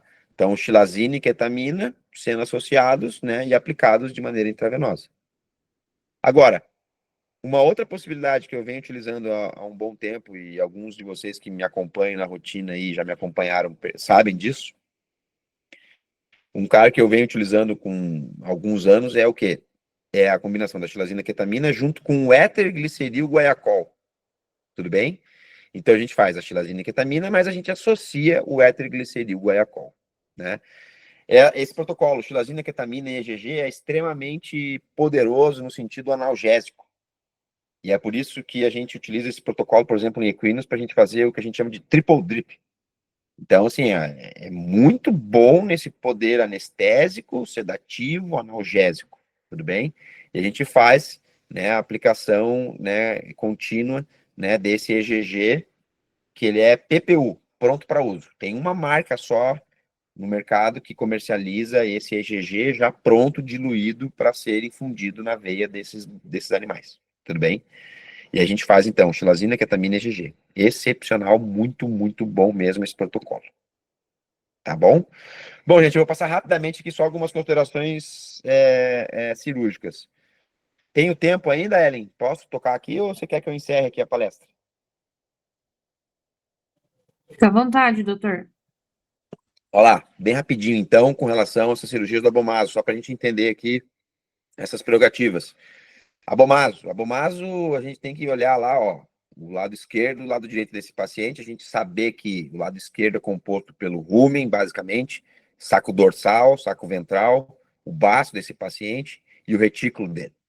E aí esse retículo, ele continua aqui, ó, do lado direito, vem o maso, e aí vem o abomaso, juntamente com o fígado, né, vesícula biliar, toda a parte do aumento maior, menor, duodeno, jejuno, ilho, seco, seco bem disposto aqui, ó, desse lado direito do animal. Mas a gente saber disso, por quê? Porque muitas vezes, e ó, só mais um adendo aqui com relação à posição dorsal, esse decúbito dorsal desse paciente, a gente tem lá, ó, de novo, lado esquerdo, rumen, um pedaço do retículo, lado direito, retículo, aí vem o maso, abomaso.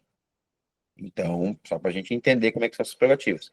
Mas, basicamente, a gente entender que esses deslocamentos de abomaso, o que vai acontecer ali, muito fortemente no campo, é o deslocamento de abomaso à esquerda. Então, de repente, onde não deveria ter esse abomaso, agora tem. Esse bolsão aqui, ó, cheio de líquido e gás. Aí existem algumas técnicas, né? Eu não vou me ater aqui à técnica cirúrgica em si, se vocês quiserem, a gente pode fazer uma aula específica sobre isso, mas existem várias técnicas. Basicamente, a base de omentopexia ou abomasopexia. A gente vai fazer a fixação do aumento ou a gente vai fazer a fixação do abomaso. E das cirurgias dispostas aqui, eu vou dizer para vocês, na minha residência a gente fez todas elas. E vou dizer para vocês, qual que eu mais gosto? Abomasopexia pelo flanco esquerdo. Essa é o que eu mais gosto. Até tenho aqui as prerrogativas anestésicas que a gente já viu, né? Mas só para mostrar para vocês aqui a cirurgia que a gente fez no hospital. Então aqui, ó, perceba lá a cabeça da vaca, lado esquerdo, olha lá, após todo o bloqueio anestésico que a gente fez, a incisão e observação direta do abomaso. O legal dessa técnica é o seguinte, né, que eu sempre falo, né, embora a gente não esteja num centro cirúrgico, é sempre cabível a gente se paramentar adequadamente, né, e tentar, né, ser o mais profissional possível nesse sentido, tá?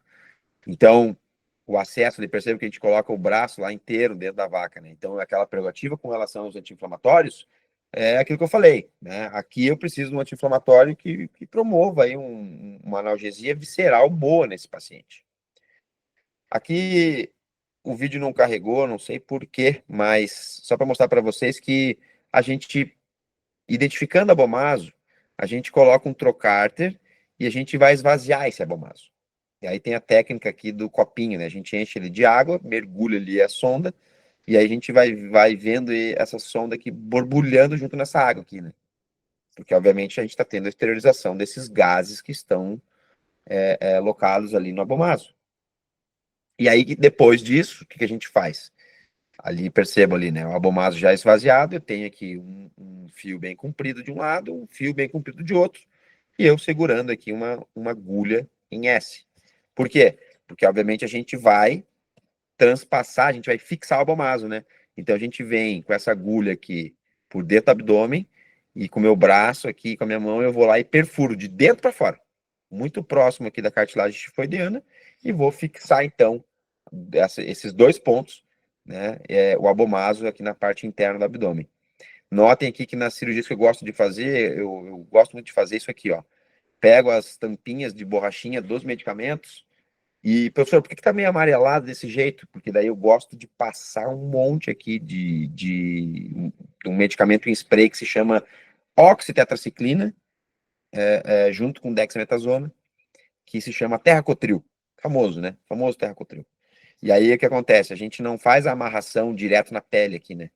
A gente bota ele na borrachinha e aí espera, né? Prazo de 2, 3 semanas para retirar esses pontos aí. E depois a síntese aí, né? Do subcutâneo, depois a síntese da pele. Né? Então essas questões relacionadas ao abomaso, né? São importantes com relação principalmente aos antibióticos, a gente cuidar bastante com relação à desidratação desse paciente, por isso que a fluidoterapia intravenosa ou a de fluxo contínuo que eu apresentei para vocês hoje, ela é pertinente, quadros de cetose, cuidar com esses quadros de mastite, tudo bem?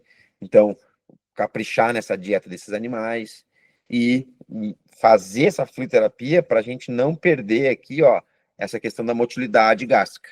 Em algumas vezes, ou alguns momentos, é importante fazer também o seguinte, a gente pega o líquido ruminal de um animal saudável e transfunde ele para o rumen desse paciente, né, diretamente, via sonda orogástrica. Isso se chama transfaunação.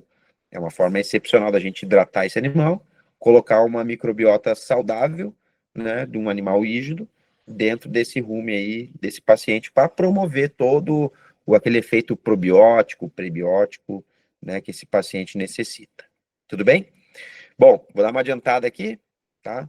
Aí a gente tem lá, por exemplo, uma coisa legal que eu gostaria de mostrar para vocês. A equipe de pesquisa a qual eu faço parte, né, o pessoal lá de Londrina e aqui de Curitiba, da Estadual de Londrina e da Federal do Paraná, respectivamente, professor João Henrique Perota, professor Daniel Hoff, professor Júlio Lisboa, professor Peterson, todos os meus professores, professor Ivan Barros, fizeram aqui, né, essa cirurgia de laparotomia exploratória por videocirurgia. E aí, obviamente, né, a correção do deslocamento de abomaso por intermédio dessa técnica. E aí, o professor Ivan aqui, ó, percebo que ele teve lá, né, a gente estava observando esse caso aqui, né, o professor Perota aqui atrás, o professor Ivan, olha lá, ó, o portal ali com a ótica, e ele avaliando ali, obviamente, né, o abomaso deslocado, né, o baço aqui do lado, e o rumen também disposto ali, tá? E aí depois se faz, né, aqui tá a ótica, aí se coloca um outro instrumental cirúrgico aqui, e obviamente se faz a fixação desse abomaso por ponto ou por intermédio desses dois portais aqui, né? Aí se fura também, né, tem essa perfuração nessa região que eu comentei com vocês que a gente faz manualmente, aqui se faz com a utilização de um trocárter específico, e a mesma amarração que vocês viram eu fazendo lá na cirurgia também é feita aqui nesses pacientes, né? Importante lembrar que desses 21 animais que foram utilizados para o doutorado do professor João Perota, alguns deles, perceba o peso lá, 700, 500, 400, alguns deles tiveram algumas complicações. Então, a questão aqui com relação à aplicabilidade dessa técnica muito faz menção à questão da adaptação dessa técnica aí com relação à destreza cirúrgica e tudo mais. Embora muito possível de ser utilizada no campo como uma coisa muito legal, porque obviamente vocês percebam aqui na imagem, né, que a gente tem apenas 2 portais, tudo bem?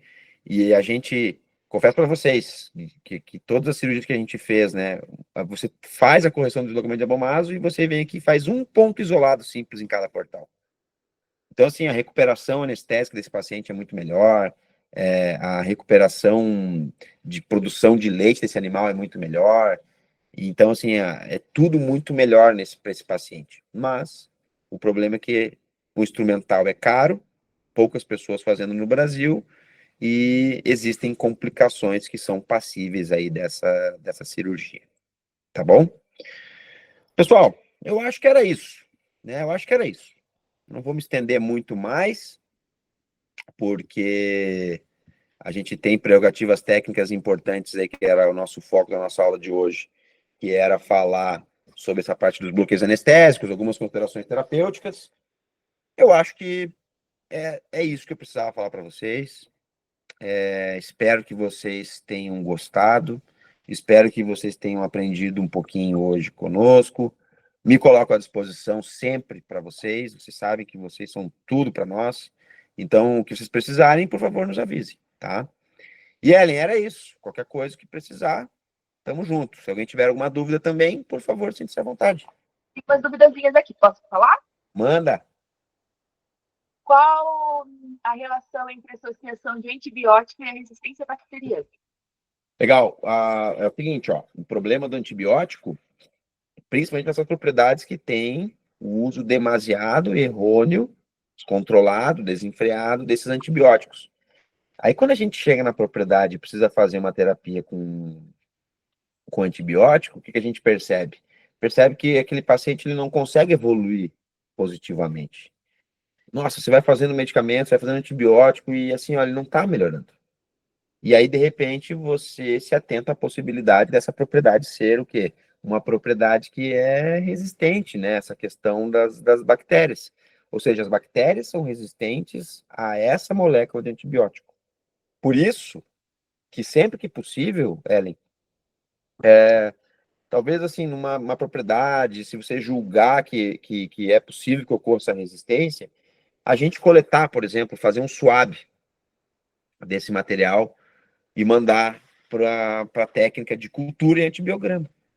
E aí a gente vai ter ali a relação de bactérias que foram isoladas naquele foco, por exemplo, daquela cirurgia, e quais são os antibióticos que são sensíveis e resistentes aquelas bactérias. Tem uns antibióticos também, né, que o pessoal tem mais costume de usar, né? Então, por exemplo, o Agrovete. Eu acho que às vezes também seria bacana a gente tentar pegar um diferente, né? Porque daí quando você for pegar e aplicar, você já tá dando alguma coisa, que a chance de ter uma resistência é menor, né? Sem sombra de dúvida. E aí é por isso que eu falo, né? O que eu venho utilizando na minha rotina, tanto em bovinos quanto em equinos, é a enrofloxacina 10%. Porque na minha experiência, assim, ó, eu não consigo me lembrar aqui agora de algum animal que tenha sido resistente à enrofloxacina. Já vi muitos a penicilina, a gentamicina com uma menor frequência, ceftiofur direto, diidostreptamicina. Aí a gente tem uma gama variada de resistência, né, nesses animais. Mas enrofloxacina, eu não me lembro. Então, por isso que eu utilizo muito a enrofloxacina. Tem mais uma. Perguntou se a Érica, né, perguntou se você pode falar detalhes de por que não é sugerido usar anti-inflamatório não esteroidal com esteroidal. Tá. Ela falou que tem isso na prática, como tem resultado a curto prazo, segue-se com os dois. Tá. Então é o seguinte, ó. Na minha experiência, tá? O que eu percebo? Vou dar um exemplo para vocês aqui. Teve um cliente meu que pediu para eu atender um animal e quando eu chego lá na propriedade, eu pergunto para ele quais foram os medicamentos que foram feitos nesse animal. Daí ele fala para mim o seguinte, ó. Eu fiz 20 ml de dexametasona e fiz mais 20 ml de flunexin meglumine. O que acontece? O quadro clínico desse paciente vai ser ruim, porque, obviamente, ele fez um volume extremamente exacerbado de dexametasona nesse paciente, sendo que na bula dele ali, ó, para aquele paciente, ele tomaria no máximo 5 ml. E aí, de repente, o que acontece? Ele fez ao mesmo tempo, com pouquíssimo espaço de tempo, curto espaço de tempo, um anti-inflamatório de outra classe. Então, ele fez um corticoide e um não corticoide. Qual que é o problema disso? Farmacologicamente falando, um vai anular o outro. Então, por isso que eu falei para vocês, se vocês começarem com um anti-inflamatório corticoide, que assim seja, começaram com um anti-inflamatório não esteroidal, continua. Professor, quero mudar. Então, espera pelo menos um período de 24 horas para que a gente tenha uma metabolização desse fármaco. Agora, usar eles ao mesmo tempo, por exemplo, eu vou fazer um anti-inflamatório, então o que eu vou fazer? Eu acho que esse cara aqui, eu vou fazer uma mistura aqui, vou pegar uma seringa de 10 ml, vou puxar 5 ml de dexametasona, eu já puxo na mesma seringa mais 10 ml de Flumax, de fluneximigumine, e aplico intramuscular ou intravenoso. O que acontece? Um vai anular o efeito do outro. Porque essa é uma consideração técnica que a gente tem na farmacologia que se chama antagonismo terapêutico. Então, tem medicamentos que vão anular o efeito do outro. E o uso do anti-inflamatório, corticoide ou esteroidal com não esteroidal, a gente observa muito isso no campo. Então, é por isso, Ellen. Aí fez outra pergunta. Perguntou sobre o trato gastrointestinal. Enrofloxacina, sulfadiazina, oxitetracyclina, qual escolheu em qual situação? Tá, o antibiótico que a gente pode utilizar numa infecção, numa lesão intestinal, é isso? Não entendi, Ellen. Trato gastrointestinal, isso. Tá. A do trato gastrointestinal, gente, o que eu prefiro usar? Eu, particularmente, gosto muito de utilizar para as afecções do trato gastrointestinal a sulfa mais o trimetropim, tá? Não quer dizer que eu não possa usar penicilina, não quer dizer que eu não possa usar a oxitaciclina, que eu acho que foi a pergunta dela também, não quer dizer que eu não possa usar outros fármacos, mas, na minha opinião, para lesões infecciosas do trato gastrointestinal, sulfa mais trimetropim. Tem mais uma coisa, a oxitaciclina que ela está falando é um princípio ativo muito comum nesses medicamentos a campo, E historicamente, eu digo culturalmente, as pessoas gostam de utilizar lá um antibiótico muito famoso do campo, que é a terramicina. Ah, eu vou fazer terramicina. Mas o que que tem nessa terramicina? A oxitetraciclina. O que que eu acho sobre a oxitetraciclina? A oxitetraciclina, ela é um bom antibiótico antimicrobiano, mas ela não é tão efetiva no seu espectro com relação a poderio, né, para matar essas bactérias, né, num foco maior de infecção. Então, por isso, Questão de resistência, né? também, sem dúvida. E aí, então, por isso que eu gosto de usar, então, uma variedade diferente, nesse caso específico, sulfametropina. Mas é uma particularidade minha. Não quer dizer que você não possa usar os outros, mas é que a gente tem só que levar em consideração esses aspectos aí desses fármacos. Perguntou também qual a dose segura de fluxafim, já que 2,2 é o dobro da indicação nula. Tá? A 2,2 miligramas por quilo é o dobro, né? Então, o que a gente mais utiliza no campo, 1,1 miligramas por quilo, tá? Eu vou utilizar a 2,2 miligramas por quilo, a dose de 2,2 miligramas por quilo, quando eu tiver uma suspeita, né, uma alteração relacionada a esse quadro endotoxêmico. Então, por exemplo, cavalos que vão lá mexer lá com cólica.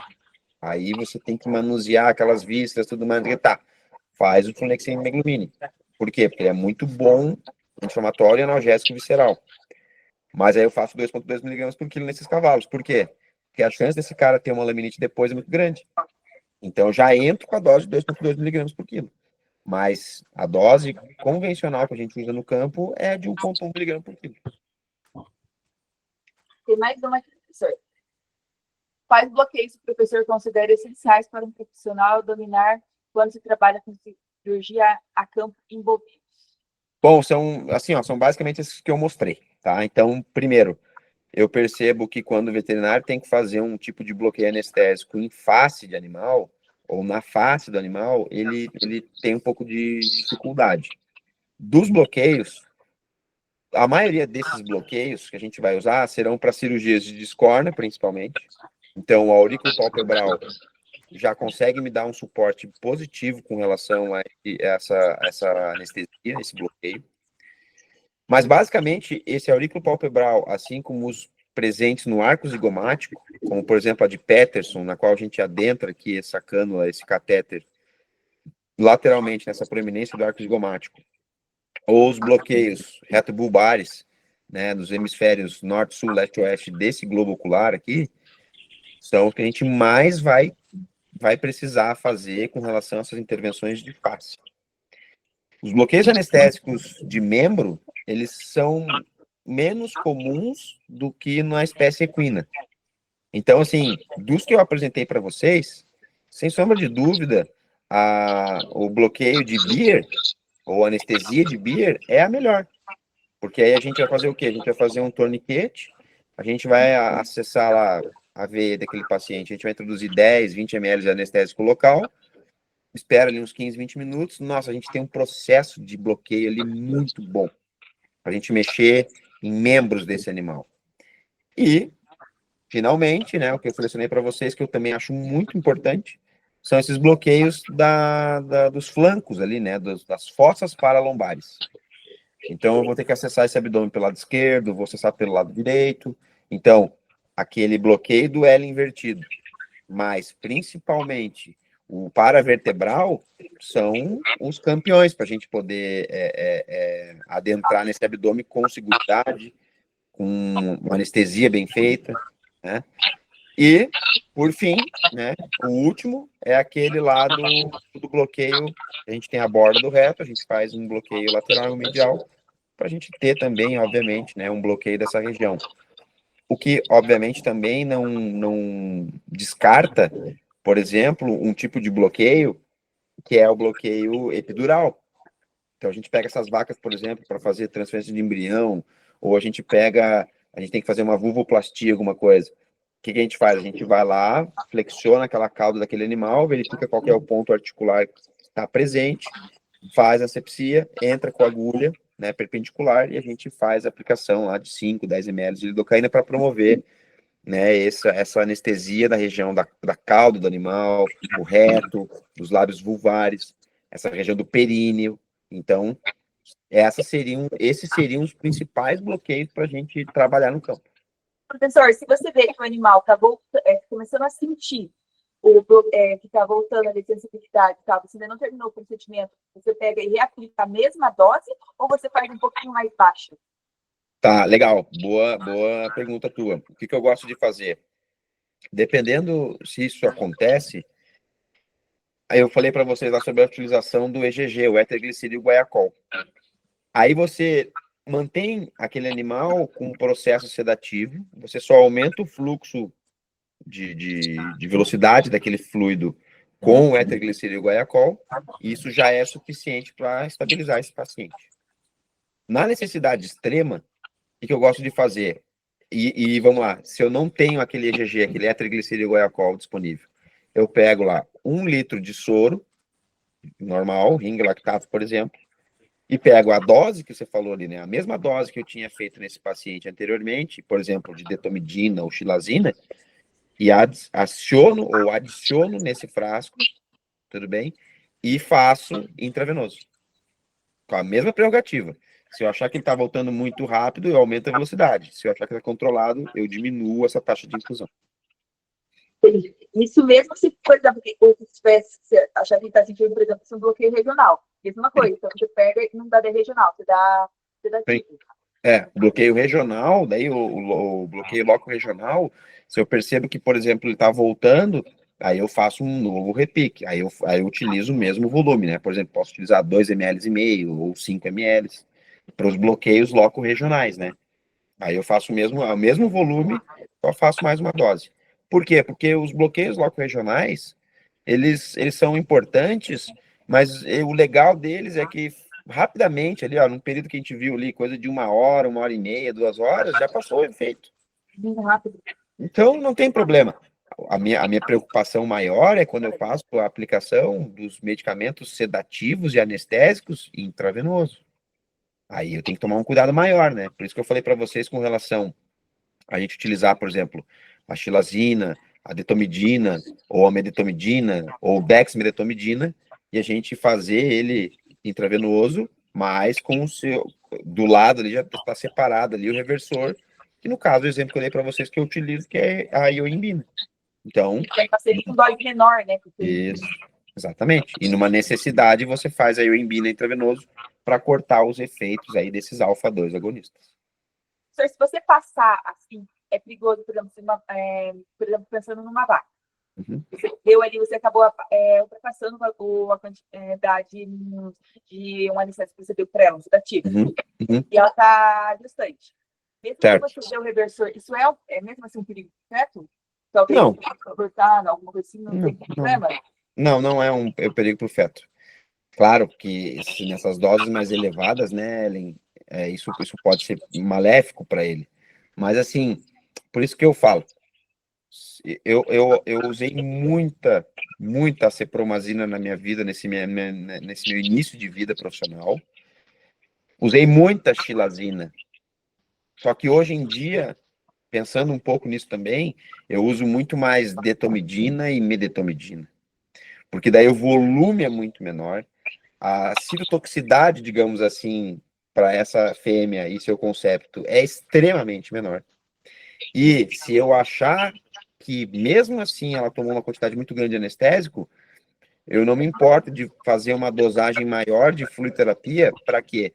Para instigar a metabolização desse fármaco e, excepcionalmente, forçar esse animal a fazer xixi para exteriorizar esse fármaco o mais rápido possível. Aí eu faço uma fluidoterapia, às vezes, por exemplo, eu estou lá com acesso venoso de um lado, aí está descendo, por exemplo, 1 litro de soro. Aí o que eu faço nessas situações? Eu vou lá, pego uma torneirinha de 3 vias, coloco nesse meu acesso aqui, e aí, em vez de 1 litro de soro, desço 2. E talvez uma necessidade, eu canule a outra jugular e faça a mesma coisa. Então, em vez de 1 litro descendo apenas, nesse caso extremo, eu desço 4 litros de soro. E aí eu consigo. E aí é o seguinte, todos eles com uma velocidade máxima para estimular, né, o mais rápido possível a excreção desse fármaco. A pergunta foi até porque, por exemplo, o dia da enucleação lá, eu não tive coragem de pegar e dar anestesia no animal, porque eu fiquei com medo dessa questão de refletir no feto. Então, disso não tem problema. Não, você pensou bem. Mas assim, ó, os ruminantes, em geral, eles são bem resistentes com relação a isso. Esse tipo de citotoxicidade acontece muito com ego. Cavalo acontece bastante, tá? Bovino nem tanto. Mas não é... Mas assim, ó, a minha fala vai de encontro com o seguinte. Não é que não exista. Não é que isso não aconteça. É que o ruminante, a espécie, é mais resistente, sem dúvida. Mas ela, nessas necessidades que você levantou, faz ali, ó, o reversor e já começa a fazer soro para ser o mais rápido possível ali na metabolização desse fármaco. O bovino, ele é mais difícil de ter uma reação contrária, né, diferente do bovino. Sem dúvida. Mas perguntou se já houve alguma situação no qual o professor realizou algum bloqueio loco regional sem sedação. Não. E aí assim, ó, a gente consegue fazer isso no equino. Né? Eu consigo fazer isso no equino. A não ser que, por exemplo, agora que eu me lembrei aqui, né? Por exemplo, eu vou fazer uma mochação, por exemplo, num lote de bezerros. Particularmente, hoje em dia, não há necessidade de fazer um bloqueio loco regional. Mas, se for fazer, muito bem que faz. Aí você não precisa fazer sedação para isso. Você vai fazer um bloqueio loco regional só para fazer uma mochação. Por exemplo, teve uma aula prática com os alunos meus há um tempo atrás, que eu fiz isso. Eu demonstrei o bloqueio loco regional para eles perceberem. Mas o pessoal do campo não faz isso. Agora, bloqueios loco regionais de membros, aí, assim, é difícil, né? Você não vai fazer que nem o cavalo. O cavalo, ele permite com que você chegue, flexione o membro, consiga acessar ali as regiões, né? Fazer o bloqueio dos 4 pontos altos, fazer o bloqueio abaxial, enfim. Você consegue fazer isso sem sedar ele. Mas no bovino, sem chance. Mais um. Professor, em caso de anestesia geral a campo, como fazer a intubação? Os anestésicos de grandes não agem como de pequenos? Legal. O bloqueio, depois de ser feita essa anestesia, a gente faz a intubação. Como é que a gente faz? A gente tem que passar esse tubo orogástrico, obviamente, pela boca desse paciente. Então, assim, vocês viram lá na imagem que o pessoal estava com um abridor de boca específico. A gente tem isso no campo? Não. Então, o que a gente faz? Eu gosto muito de utilizar, pega um pedacinho de cano, tudo bem? Mais curto. Às vezes, já fiz várias vezes também, às vezes você pega um pedaço de madeira qualquer e vem com uma furadeira e fura no meio ela para você fazer um buraco que permita a passagem dessa sonda. E aí você coloca na boca desse paciente e só introduz essa sonda, tudo bem? Mas assim, às vezes o pedaço de cano pode ser perigoso, porque daí você coloca ele, daí o bicho vai se debatendo, ainda é capaz de engolir esse cano. Não vai chegar a engolir esse cano, né? Mas vai te gerar muitos obstáculos com relação a isso. Por isso que o legal do campo é isso. Às vezes a gente vai lá e pega um pedaço de madeira um pouco mais longo, às vezes uns 20 centímetros de comprimento. Por que ele é mais largo? Porque daí, obviamente, o buraco fica no meio e você consegue apoiar com essa madeira aqui, ó, e consegue prender essa cavidade oral dele de uma forma que essa sonda consiga passar facilmente e consiga se manter durante esse transoperatório. Agora, claro, se a gente faz um processo de sedação bem feito, e se vocês forem fazer ativa a anestesia intravenosa, aí o bicho não vai se mexer. Então, aí você pode deixar um pedaço de cano ali na cavidade oral com a sonda, né, aplicada ali naquele rumo daquele paciente. Porque você fez um plano anestésico bem bom, você fez uma sedação muito boa, você fez uma anestesia muito boa. Mas, assim, na prática, se isso não aconteceu tão evidentemente, às vezes porque a dose não foi legal, ou porque o paciente, às vezes, tem um temperamento sanguíneo, né, alguma coisa aconteceu, aí a gente faz esse negócio da madeira, né, uma dica dessa da madeira, para permitir com que esse animal seja sondado. E o objetivo dessa sonda, mais uma vez, é evitar com que haja um refluxo. Porque o que acontece? Quando a gente ceda esse paciente, a gente tem uma depressão do sistema nervoso. O nervo vago para de funcionar momentaneamente. E isso vai gerar um estufamento, entre aspas, né, desse rumen. Esse estufamento, entre aspas, a gente entende como o quê? Como timpanismo gasoso. E aí, por isso que esse animal, quando a gente observa ele no campo, aí a gente que é cirurgião, a gente tem que estar sempre de olho na cirurgia e verificando se esse animal, por exemplo, não está tendo esse abaulamento abdominal muito proeminente. E aí, por isso que a sondagem, ela se faz necessária, porque, obviamente, é a forma que tem desses gases serem exteriorizados sem causar esse timpanismo. Prevenido. Entendi. Acho que era só isso, professor.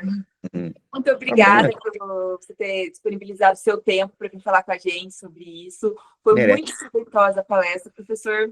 Como sempre, um prazer inenarrável a sua companhia aqui. Muito prazível tudo isso, né, Eli?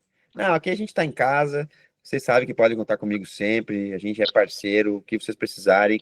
E parabéns, pessoal, mais uma vez aí pela iniciativa de vocês. Eu vi que as palestras foram de altíssimo nível, então eu me sinto honrado aqui de estar junto com vocês. Muitíssimo obrigado. Professor, você quer que eu disponibilize para ele os vídeos que você não conseguiu abrir nos slides? Eu tenho ele aqui no computador da última discutida. Tá bom. Pode ser. Pode ser. Então tá bom, professor. Tchau, tchau. Tchau, gente. Boa noite. Fique com Deus. Até mais. Valeu. Tchau.